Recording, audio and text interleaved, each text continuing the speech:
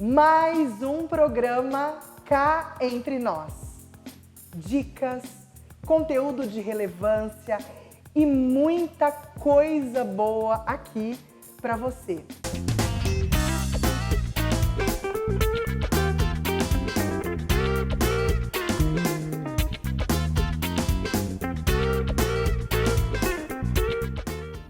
E hoje, alguém muito especial compondo pra gente e contando um pouco do seu dia a dia. Ele é multifacetado, palestrante, consultor, autor de livros e muito mais.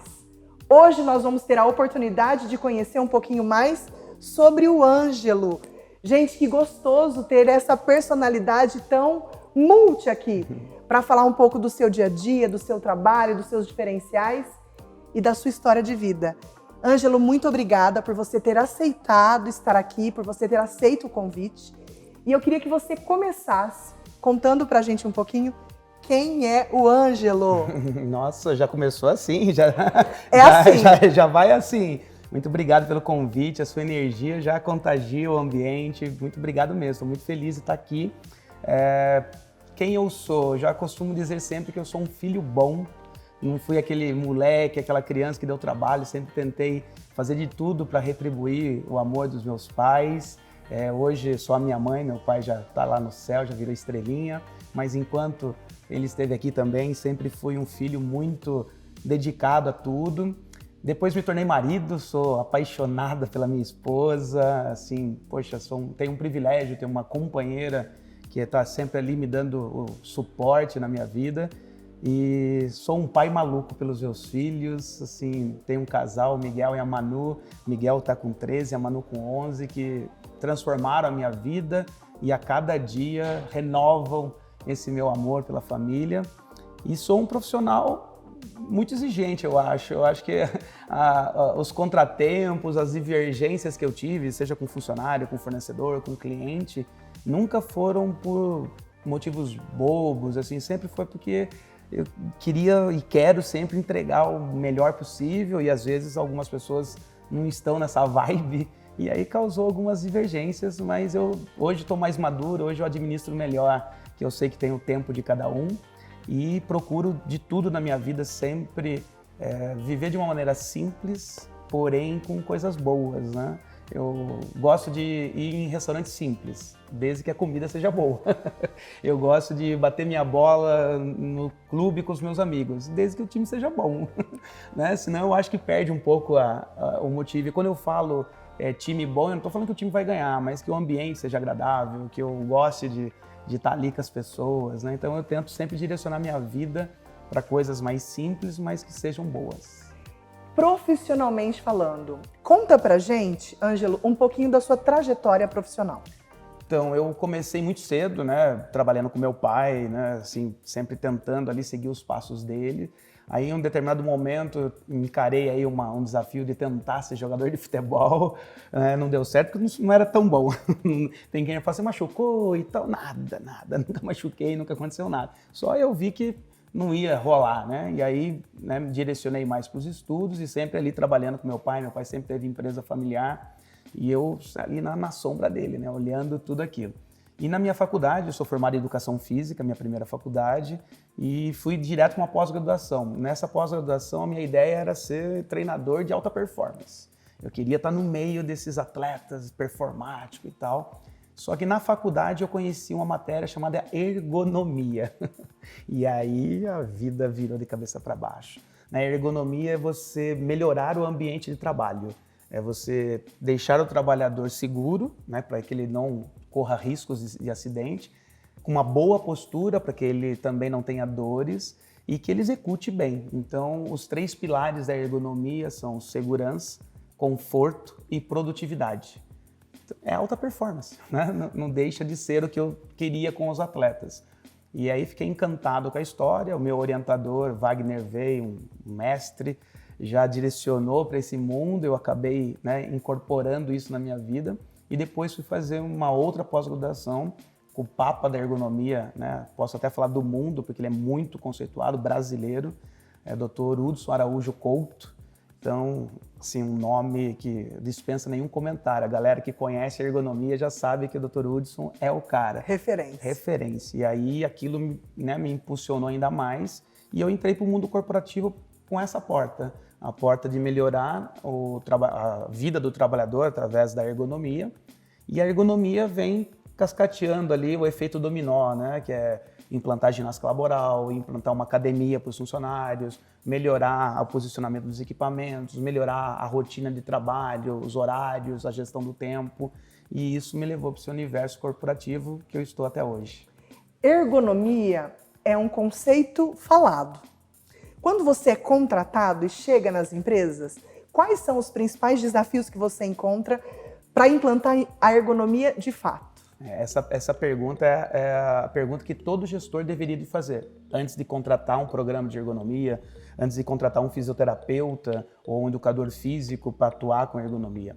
Porque às vezes as pessoas acham que é você comprar a máquina certa, comprar a melhor cadeira, né, ou comprar um programa de exercícios físicos, né, de ginástica laboral que irão contribuir. Isso tudo são ferramentas. Agora, a ergonomia, que nós chamamos de ergonomia na concepção, é além de tudo isso, você conscientizar o trabalhador. Porque não adianta ele ter uma cadeira com 33 regulagens se ele não regular. Não adianta ele aprender que deve se sentar em 100 graus, né, com o ângulo em 90 dos seus joelhos, com os pés apoiados, e lá na prática ele senta com a perna cruzada. Então, essa conscientização. E foi isso que me levou a me tornar um palestrante, me tornar o que eu sou hoje, porque o tempo todo, dentro da ergonomia, dentro da ginástica laboral nas empresas, eu não estava mudando o móvel apenas, eu estava treinando o colaborador a mudar o hábito. Educação E essa mudança de hábitos, né? Porque mudar um hábito não é uma tarefa fácil. Por que não é uma tarefa fácil? Porque consome energia. E o nosso cérebro quer economizar energia. Ele faz de tudo para que você siga ali com menos esforços, né? Então, mudar o hábito é você, assim, às vezes, mudar radicalmente, é deixar de fazer aquilo que você estava acostumado e fazer de uma forma diferente. Então, mostrar para o colaborador, mostrar para o aluno, mostrar para o gestor, para quem quer que seja, mostrar para o seu filho, né? Que se ele fizer daquela outra forma, vai ser um pouco mais difícil, mas o resultado é melhor. E quando você não tem um resultado muito palpável, que é o caso da ergonomia, né, demora um tempo para as pessoas acreditarem. É a mesma coisa você ir numa academia. Né? Se você for para a academia hoje, treinar pra caramba, 2 horas, aí você sai da academia, vai de frente para o espelho, mudou alguma coisa? Nada. Aí eu fui amanhã, vou depois, vai no espelho, mudou alguma coisa? Nada. Né? Vai ter que ser anos. Quem sabe seja o melhor 20 minutos todo dia do que 2 vezes por semana, 2 horas. Né? Então, essa consistência é que de fato leva o resultado. E aí, a partir do momento que o resultado começa a aparecer, a gente começa a acreditar no hábito. Eu vou fazer uma lista de palavras e eu queria que você fizesse pra gente a associação. Então, futebol. Vamos lá. Ergonomia.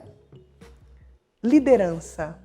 Como que você chegou na liderança? E daqui a pouquinho a gente vai falar do seu livro, mas qual foi esse caminho para você chegar na liderança? Então, acho que o primeiro passo foi o futebol, né? Porque eu era muito jovem, eu era criança. Com 15 anos, eu fui para um clube, assinei meu primeiro contrato, fui morar longe de casa, dentro de um alojamento onde estavam todos os estados do Brasil ali dentro, né? Todas as culturas, todos querendo, né, mudar de vida.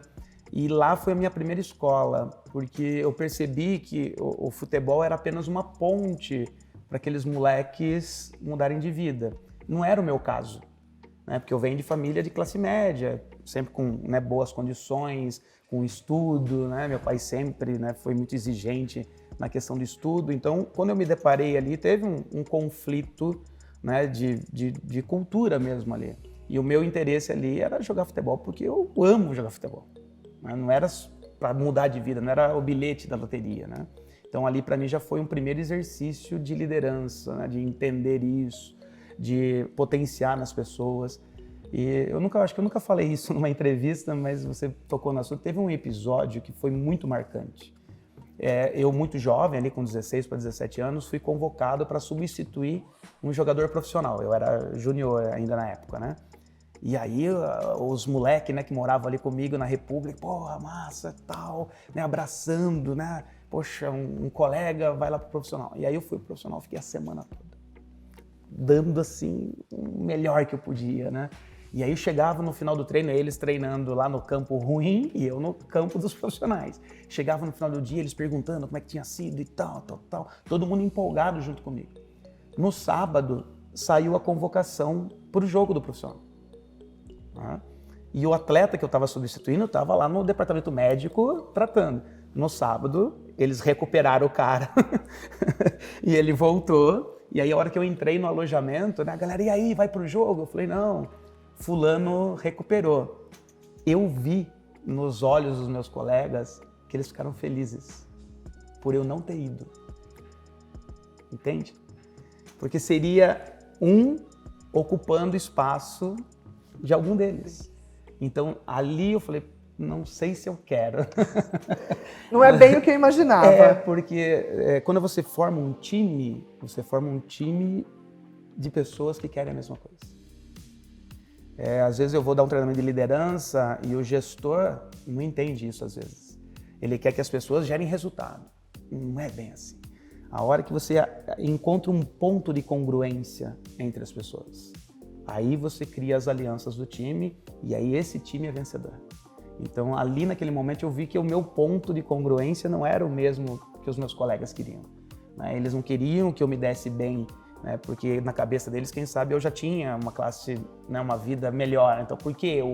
Você não precisa. Exato. Então, e aí isso, quando eu cheguei no mundo corporativo, é a mesma coisa. Né? O colaborador, às vezes, fica triste porque o outro comprou um carro. Né? Como? Você fica feliz. Às vezes o colaborador fica chateado porque o dono da empresa, né, foi viajar para fora do país. Fica feliz. Quer dizer que o negócio está prosperando. Né? Se ele está podendo ir, quer dizer que a empresa está indo bem. Então, quer dizer, quando a gente consegue mostrar para as pessoas que esse é o propósito, né, que é todo mundo crescer, que é todo mundo com a somatória dos esforços, né, ir junto para o mesmo caminho, aí nós temos um propósito, né? Então, aquele foi uma primeira escola que eu tive. E aí a segunda foi dentro da minha casa, né? Meu pai era fora da casinha, meu pai era maluquete, sabe? Meu pai era professor de artes, né? Fazia tudo na escola, sempre querendo que a criatividade dos alunos falasse mais alto. Meu pai não estava preocupado com a nota. Né? Eu lembro que às vezes ele na discussão ali em casa, minha mãe também é professora, minha mãe é professora de história, né? Mais rígida ali. E aí minha mãe, mas você deu nota boa para todo mundo antes da prova? Meu pai, é lógico. Não era nota. Não era nota, né? Meu pai queria aguçar a criatividade das pessoas, que as pessoas tivessem esse empoderamento, né? Que é falado muito hoje, não só empoderamento feminino, né? Hoje nós temos que entender que é empoderamento de pessoas, né? Que empowerment. Exato, é levar as pessoas para um nível que ela conquiste, né? Que ela, né, dê esse passo. Então isso... Lá em 1900 e bolinha, meu pai já queria. Na sua casa já acontecia? Já acontecia. Então eu, olhando aquilo, e aí meu pai com uma empresa familiar, meu pai era dono de cinema. Chegou a ter 5 cinemas em 5 cidades pequenas do interior paulista, cidades muito pequenas, de 20 mil habitantes. E a maior cidade era a minha cidade natal, que chama Capão Bonito, com 40 mil habitantes. Então era muito difícil manter o cinema, né? Porque num final de semana, todo mundo já tinha assistido o filme. E aí que a escola foi muito boa, porque ele estava o tempo todo criando cenários para as pessoas voltarem a assistir o mesmo filme. Então hoje, quando você fala em venda, o que é uma venda? Né? O que é você ter sucesso no seu negócio, no meu negócio? É quando o mesmo cliente compra de novo.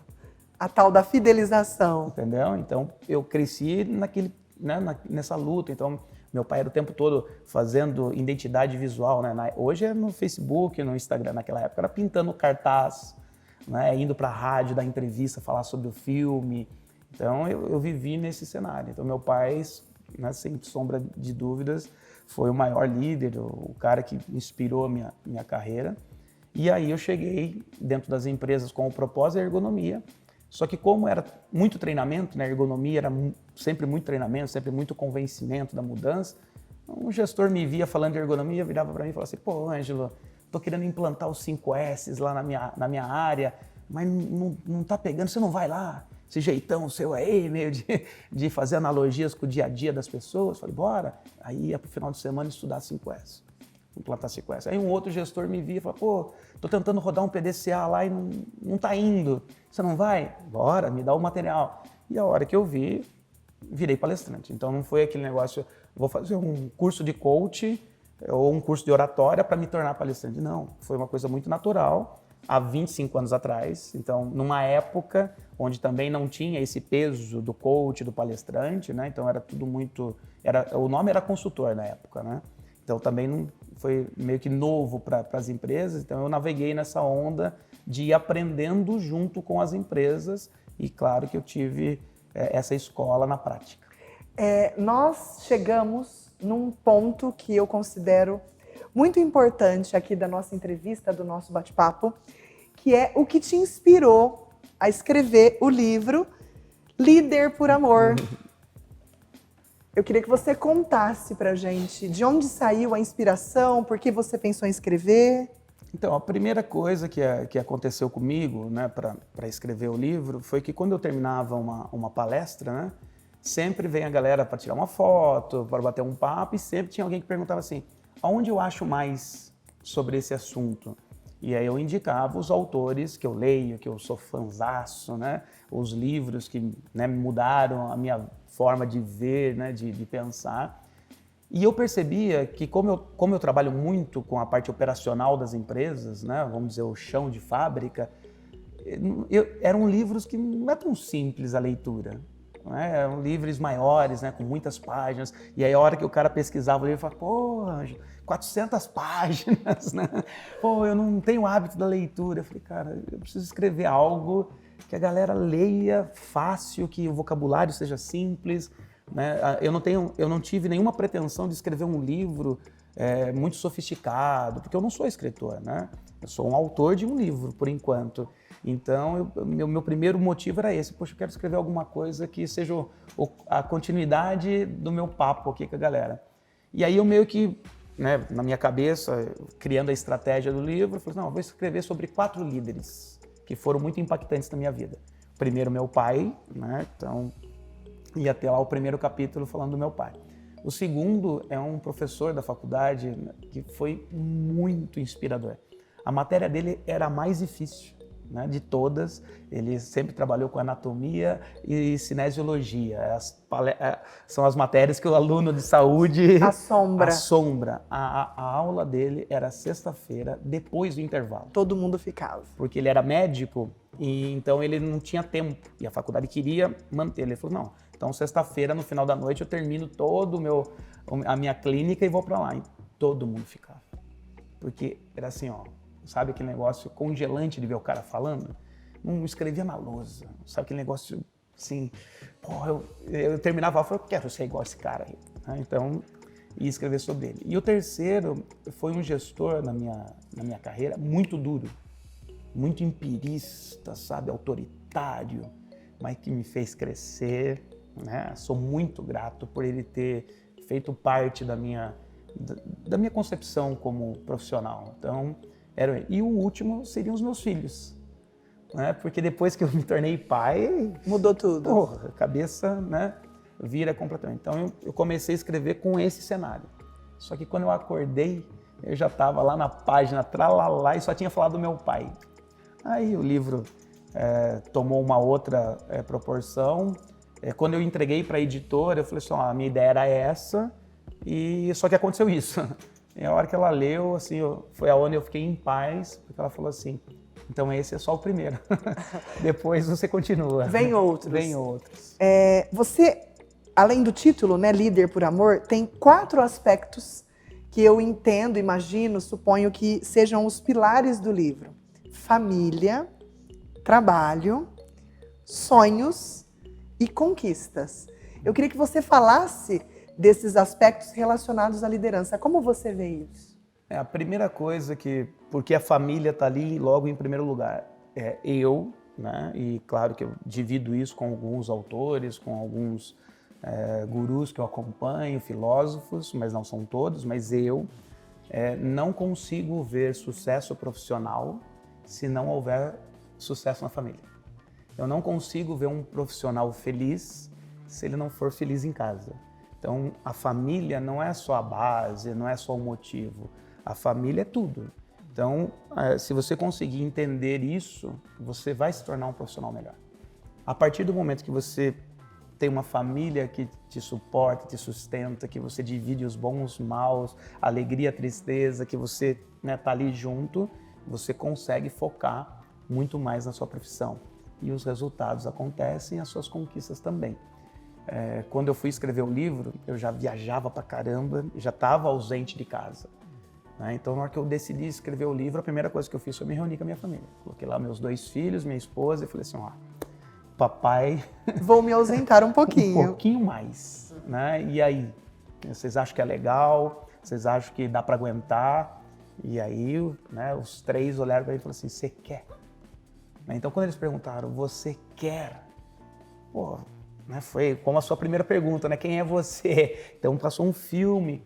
E eu falei assim, quero muito, acho que vai ser importante para minha carreira, né? Potencializa, né, o meu trato como palestrante com os meus clientes, me coloca na mídia, né? Quem sabe hoje eu estou aqui porque você viu o livro, então tudo isso é importante. E esse motivo inicial que eu acho que quando eu contei para eles, eles falaram que sim. Eu falei assim, não, porque eu quero escrever algo bem simples, que qualquer pessoa, mesmo aquele que não tem o hábito da leitura, leia e se identifique.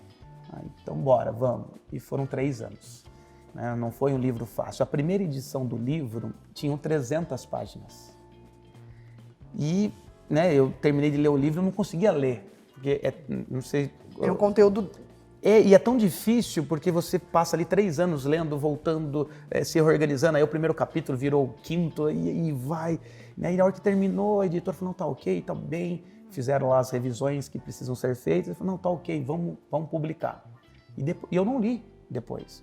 Só que aí começaram a vir insights das pessoas que leram a primeira edição, perguntando coisas que eu falei assim, eu não escrevi isso. Porque quem lê, interpreta... Interage também, de uma outra forma. E aí, quando chegou na hora da segunda edição, a editora, eu também não sabia, né? A editora falou assim, você quer uma nova tiragem ou a segunda edição? Eu falei, qual a diferença? Qual que é a diferença? Não, porque se for só uma nova tiragem, a gente vai imprimir mais e abastece o mercado. E se for segunda edição, você tem que revisar, tem que mudar alguma coisa, tem que melhorar e tal. Eu falei, então, aí eu vou ler.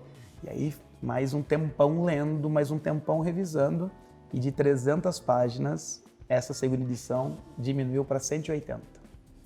Por quê? Porque tinham coisas na primeira edição que eu ainda não pratico. Então, tá aí o que eu sou, o que eu pratico, o que eu acredito, e se alguém tentar fazer o que está escrito aí, o que eu me propus a fazer, quem sabe não consiga, porque precisa adaptar para a sua vida, precisa levar para a sua realidade. Você falou muito de família, né? O primeiro, você até se referiu à família como tudo.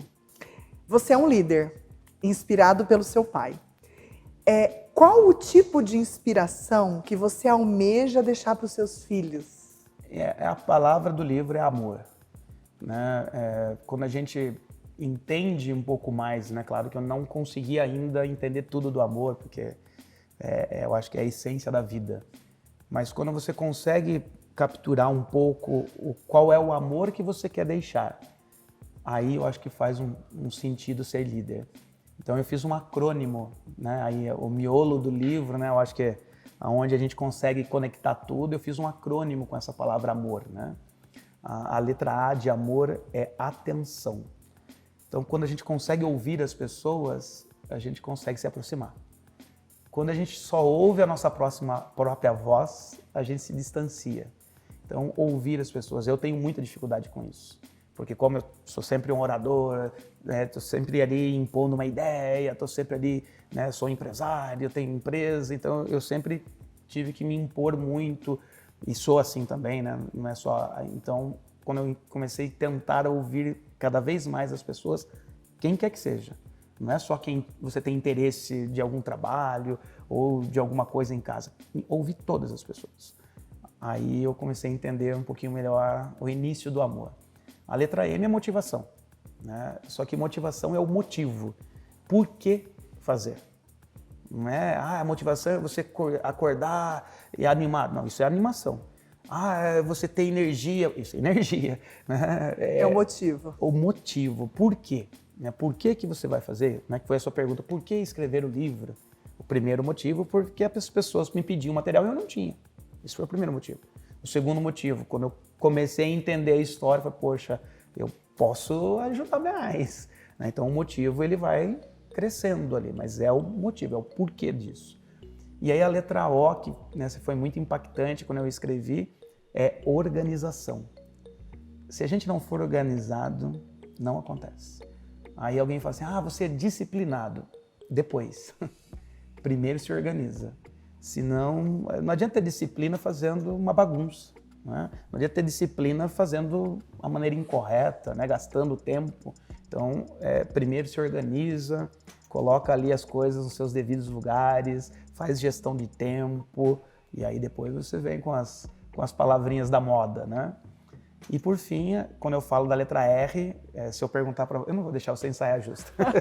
Normalmente, quando eu pergunto a palestra, letra R, todo mundo fala respeito. Não posso colocar respeito. Eu acho que eu diria realização, mas acho que eu vou errar, hein? Vamos ver. Tudo que você pensou e né, que o pessoal que está nos assistindo pensou agora está certo, né? Respeito, realização, né? Tudo que você colocar aí com essas palavras fortes. Só que antes de tudo, eu coloquei responsabilidade. Então, a hora que você assume, a hora que você sai de cima do muro, a hora que você toma ali uma posição com aquilo, é a hora que as pessoas começam a te ver como um líder. Né? Líder não pode assumir só o sucesso. Né? Na hora que deu ruim, sou eu, né? Fui eu que deixei de fazer, eu que não fiz do jeito que deveria, fui eu que não estava preparado. Né? Então, alguns episódios do livro retratam muito isso. Né? Você vê, né? Eu achei muito interessante o acrônimo, ainda não li. Acabei de ganhar o livro de presente, logo vou ler. Vou trocar ideia com você sobre isso. Liderança é uma temática que eu gosto muito. Você é um profissional que está girando por aí, pelo mundo, né? Quem vai passar a acompanhar o Ângelo aí nas redes sociais vai ver que ele muito cedo está na ativa, né? E às vezes muito tarde. Eu queria que você me dissesse, Ângelo, nos dissesse, na verdade, se você tem visto esse acrônimo AMOR nos líderes das empresas que você passa, por onde você passa. Eu posso te responder que eu tenho visto, porém com uma frequência menor do que eu acho que deveria existir. E alguma coisa muito legal, né? Olha para você ver como que o mundo hoje ainda está muito confuso, né? Por essas mudanças, em virtude da tecnologia, né? Nós estamos passando por um momento muito disruptivo. Mas eu tenho visto um discurso que é porque a internet, que é porque o celular, não, é porque de fato os baby burns, né? Aquelas pessoas que fizeram toda uma gestão desde do período pós-guerra, pós-segunda guerra, eles estão se aposentando ou já se aposentaram. Então esse é o momento de disruptura. É uma nova geração assumindo o poder, é uma nova geração trabalhando nas empresas, é uma nova geração na política, é uma nova geração nas igrejas, é uma nova geração, é diferente, né? É uma outra percepção de ver a vida, de encarar os problemas, né? De superar os obstáculos, de direcionar, de comemorar, né? Até as festas são diferentes, né? Então esse um momento de mudança. Então o livro me abriu muitas portas. Teve muitos gestores que falaram assim, cara, o que é essa tal de liderança por amor? Aí me explica. A hora que eu explicava, ele falou, é isso, vem. Eu quero. E também me fechou portas. E foi bom para mim. Né? Teve gestor que falou assim, não, esse papo de amor é muito romântico. Aqui é trabalho, meu chapa. Resultado. Pronto. Ele já se definiu, um dia ele vai me ligar. Né? Porque não dá. As pessoas, tem gente que fala assim, hoje as pessoas querem um atendimento mais humanizado. Sempre queremos, sempre quisemos isso. Não é hoje, sempre. Né? Só que antes, em virtude, né, da construção que o mundo estava ocorrendo, o foco estava em reconstruir. Hoje já está construindo. Então o foco hoje é realizar alinhar, né? Alinhar expectativas. Então, só o foco que mudou. Mas nós sempre queremos. Por isso que às vezes eu brigo com esse discurso, né, de atendimento humanizado. Não, nós somos humanos há mais de 10 mil anos, né? Eu acho que é um atendimento mais empático, um atendimento mais genuíno, né? Uma fala mais sincera. Só que isso afasta as pessoas, né? Eu ser extremamente sincero afasta, né? As pessoas ainda estão, né, numa área ali de... Primeiro vamos ser benquisto, depois a gente mostra quem a gente é. Então, eu também fui assim, né? No começo da minha carreira, enquanto eu não estava ainda maduro, eu também, né, tinha uma ânsia por ser benquisto. Hoje já não mais, eu acho que as rugas na testa, o sol que a gente já tomou, né, os tombos que a gente já levou, fazem a gente ter essa maturidade para falar, não, é isso que eu defendo, né? Vai ter gente que vai querer, vai ter gente que não vai querer, vai ter gente que gosta, vai ter gente que não gosta, e tá tudo certo. Serei amigo de todos. Gente, o Ângelo tá falando e vai dando uma vontade, imagino que em vocês também, de conhecer mais sobre o seu ponto de vista específico de liderança, esse líder por amor. E eu quero que você responda em uma palavra. Olha o poder de síntese que eu vou te pedir, hein? Se eu quiser me desenvolver como uma grande líder por amor, qual é a palavra que você considera o caminho? Compreensão. Primeiro, se entenda. Compreenda as suas forças, as suas fraquezas, compreenda os seus motivos e não se vitimize. Né? Tem um autor que eu adoro muito, né? Que é o James C. Hutter, que escreveu O Monge Executivo. E ele fala muito disso num livro que é espetacular dele, que se chama Liderança Servidora, que ele fala assim, a grande primeira desafio da vida é se entender. Né? Então, quando a gente consegue se compreender, né, como pessoa, como pai, mãe, filho, filha, quando a gente consegue se compreender como profissional, quando a gente consegue se compreender como amigo, né, a força que é ser amigo, né, esse amor storge, né? Então, quando a gente consegue se compreender, aí a gente consegue também usufruir da palavra humildade, porque antes não dá. Né? Sem você se entender, você não vai conseguir ser humilde.